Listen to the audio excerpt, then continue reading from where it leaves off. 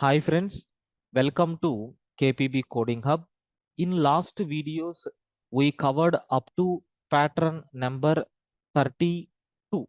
Now let us go with the pattern number 33. So what is this pattern? Very simple. In previous example, we have worked with rows, right? Now I want to work with the columns 5, 4, 3, 2, 1. This process we have to repeat for 5 times. Already we have done this to move from the left to right. That is nothing but 0 to 4. So not row, I am talking about a column.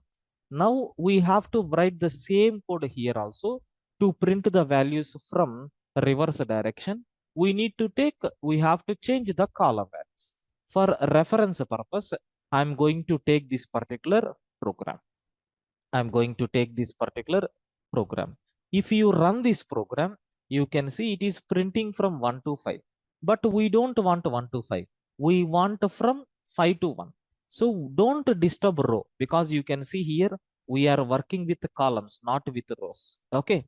So we have to change this column. How you can able to change? Same logic, whatever we applied in the previous example. I'm taking n minus 1, the beginning value n minus 1 and minus 1 up to ending, and then step value is minus 1. So this loop is going to generate the values from 4 to 0 in reverse direction. Now see what will happen.